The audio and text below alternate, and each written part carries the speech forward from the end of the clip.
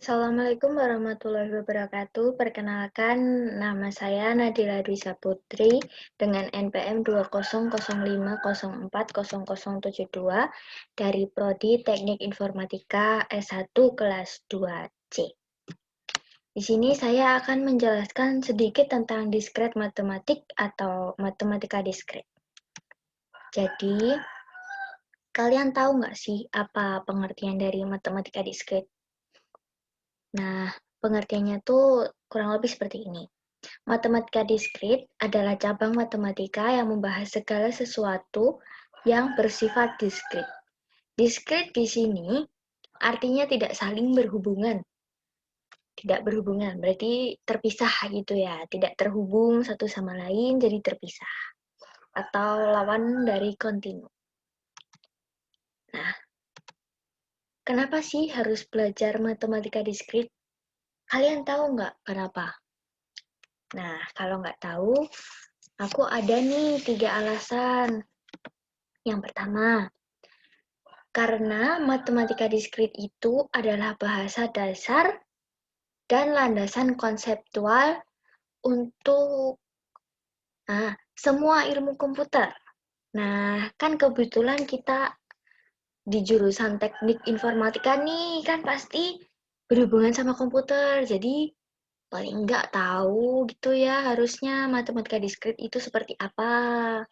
Nah, yang kedua, konsep matematika diskrit itu juga banyak digunakan di seluruh bidang matematika, sains, teknik, ekonomi, biologi. Ada biologi juga tuh. Nah, masih banyak lagi. Nah, yang terakhir, yang ketiga, matematika diskrit itu alat yang pada umumnya berguna untuk pemikiran rasional. Nah, kalau kalian belum terlalu paham, bisalah kalau kalian Google sedikit gitu. Soalnya saya juga baru sama-sama paham sedikit atau malah belum paham gitu. Jadi, mohon maaf. Nah, selanjutnya apa ya?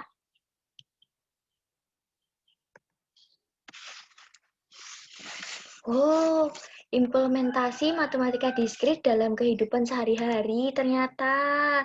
Oh, contohnya cold computing. Apa itu? Nah, ternyata itu adalah gabungan dari teknologi komputer dan pengembangan berbasis internet. Salah satu contohnya itu adalah iCool. Siapa yang nggak tahu iCool? Pasti ada ya di HP kalian semua. Kalau nggak ada berarti mungkin agak apa ya, versi lama gitu ya HP-nya.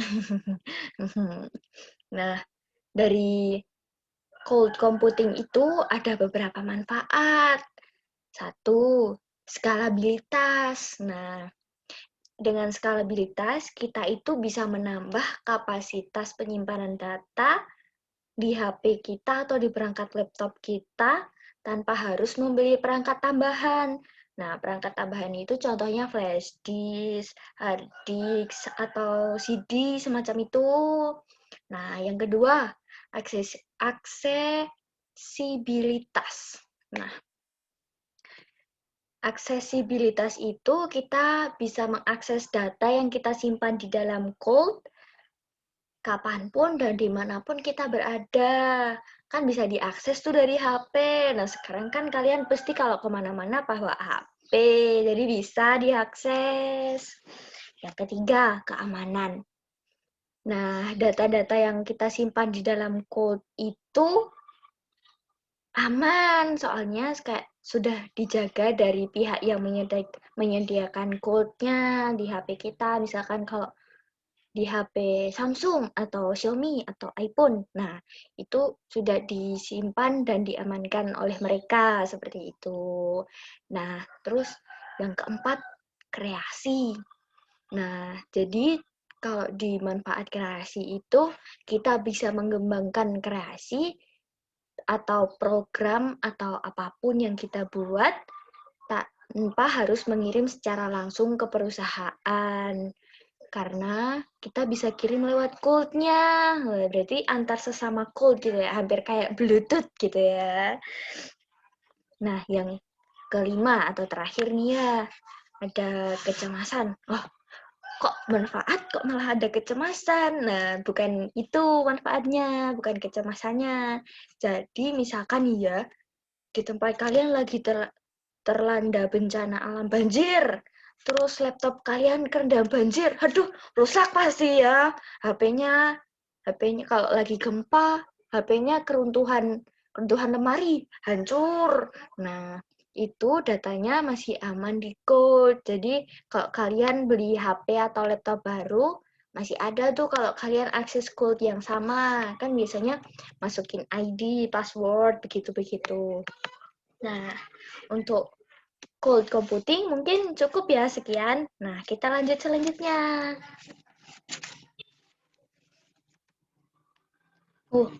Selanjutnya itu apa aja sih yang dibahas atau dipelajari di matematika diskrit?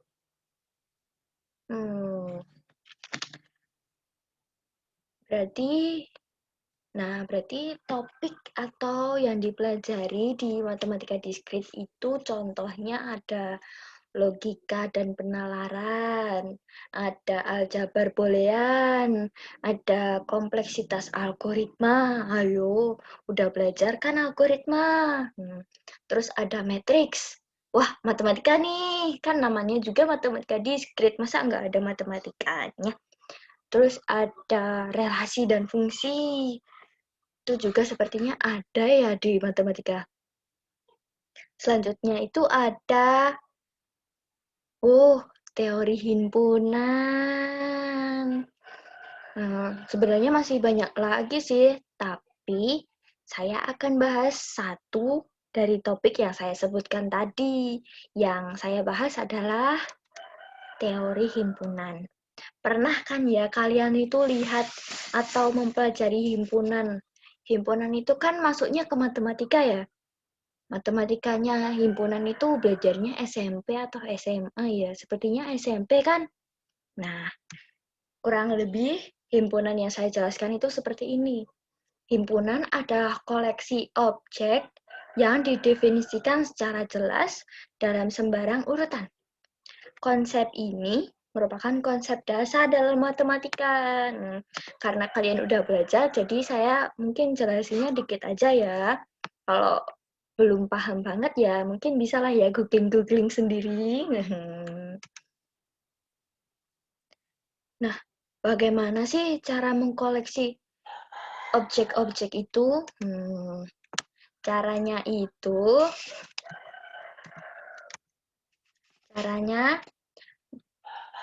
dapat didasarkan pada sifat mereka yang sama atau berdasarkan aturan tertentu. Nah, objek yang menjadi anggota himpunan disebut elemen. Elemen dari himpunannya itu. Misalkan ada himpunan A. Nah, nanti kalau yang di himpunan A itu ada isinya misalkan 1, 2, 3, 4, 5, begitu ya. Nah, 1, 2, 3, 4, 5, 1 sampai 5 tadi, itu namanya elemen. Selanjutnya apa ya? Notasi dan definisi.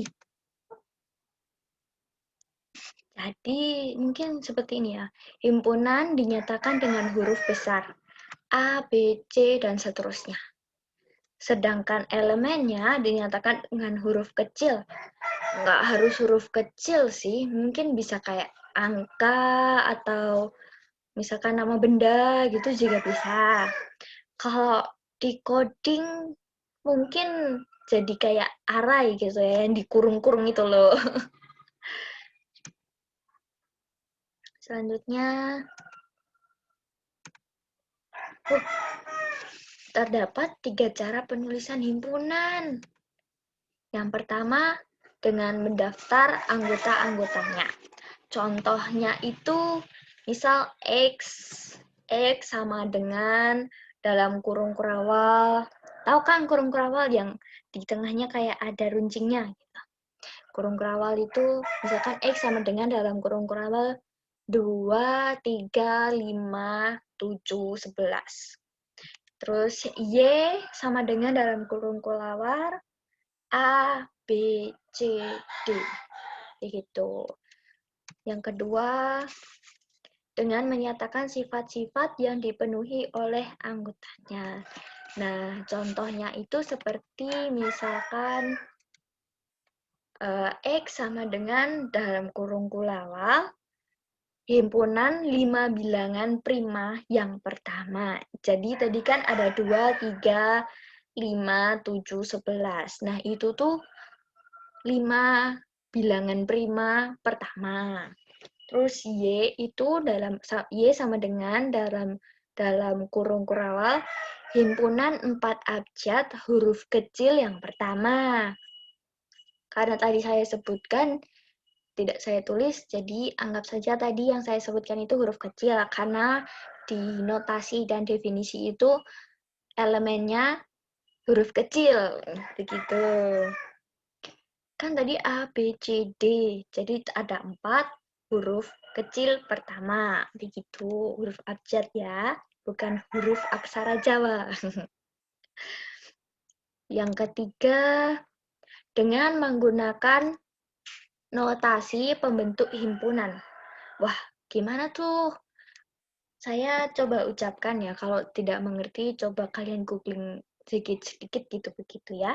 Contohnya itu X sama dengan dalam kurung kurawal X setengah 0 kurang dari X kurang dari 13 X elemen bilangan prima.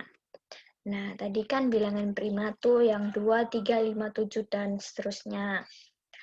Nah, terus Y-nya, Y sama dengan dalam kurung kurawal, X setengah X elemen 4 abjad huruf kecil yang pertama. Kalau yang Y itu sedikit sama ya, sama yang cara penulisan yang kedua. Ya, seperti itulah. Selanjutnya ada apa lagi nih? Atau malah, wah, sudah selesai ternyata.